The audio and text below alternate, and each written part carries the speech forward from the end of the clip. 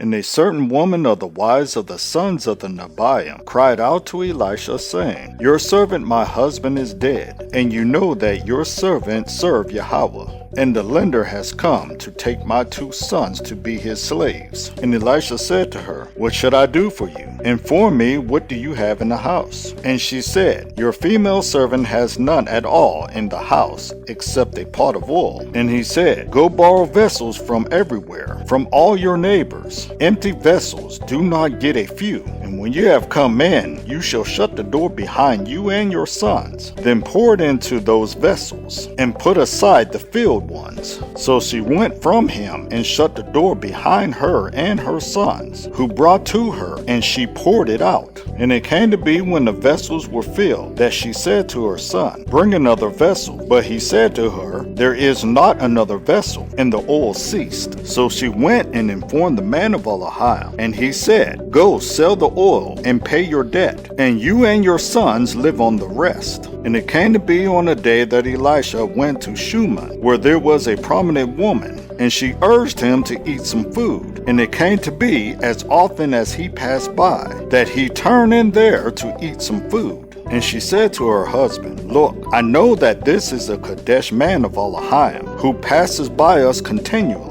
Please, let us make a small upper room on the wall, and let us put a bed for him there, and a table, and a chair, and a lampstand. And it shall be, whenever he comes to us, let him turn in there. And it came to be on the day that he came there, and he turned into the upper room, and lay down in there. And he said to Gehazi his servant, Call this Shunammite woman. So he called her, and she stood before him. And he said to him, Please say to her, Look, you have gone to all this trouble for us. What is there to be done for you? Should I speak on your behalf to the sovereign or to the commander of the army? And she answered, I am dwelling among my own people. And he said, What then is to be done for her? And Gehazi answered, Well, she has no son, and her husband is old. And he said, Call her. So he called her, and she stood in the doorway. And he said, About this time next year you shall embrace a son. And she said, No, my master, man of Elohim, do not lie to your female servant. And the woman conceived and bore a son, when the appointed time had come, of which Elisha had spoken to her. And the child grew, and it came to be on the day that he went out to his father to the reapers. And he said to his father, My head, my head. And he said to a servant, Take him to his mother. So he took him and brought him to his mother. And he sat on her knees till noon, and died. And she went up and laid on him on the bed of the man of Elohim, and shut him in, and went out. And she called to her husband and said, Please send me one of the young men and one of the donkeys, so that I hurry to the man of Elohim and return. And he said, Why are you going to him today? It is neither the new moon nor the Shabbat. And she said, It is well. And she saddled the donkey and said to her servant, Drive and go.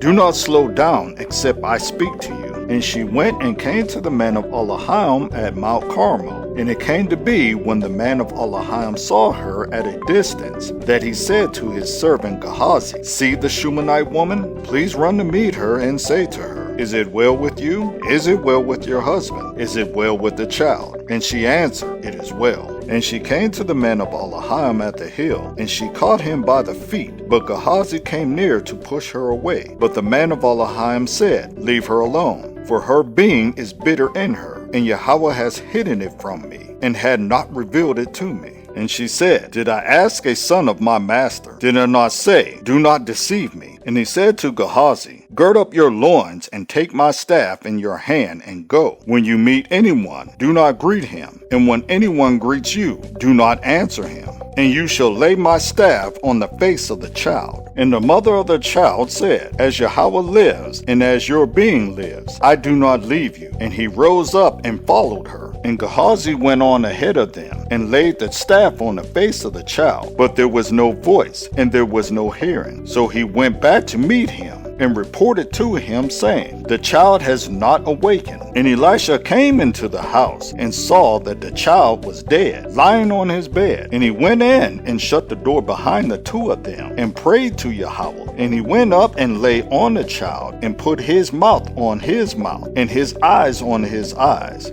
and his hands on his hands, and stretched himself out on the child. And the flesh of the child became warm. And he returned and walked back and forth in the house, then went up and stretched himself out on him. And the child sneezed 7 times. And the child opened his eyes. And he called Gehazi and said, "Call this Shunammite." So he called her, and she came to him, and he said, "Pick up your son." Then she went and fell at her feet, and bowed herself to the ground, and picked up her son, and went out. And Elisha returned to Gilgal, and the scarcity of food was in the land, and the sons of the Nebaim were sitting before him. And he said to his servant, "Put on the large pot, and cook stew for the sons of the Nebaim." And one went out into the field to gather plants, and found a wild vine, and gathered wild cucumbers from it, filling the skirt of his garment, and came and sliced them into the pot of stew, though they did not know what they were. They then served to the men to eat. And it came to be, as they were eating the stew, that they cried out and said, "O man of Elohim, there is death in the pot." And they were unable to eat it. And he said, "Then bring some flour." And he put it into the pot and said, "Serve it to the people to eat." And there was no evil matter in the pot. Now a man came from Baal Shalisha, and brought the man of Elohim bread of the first fruits, 20 loaves of barley bread, and newly ripened grain in his knapsack. And he said, "Give it to the people to eat."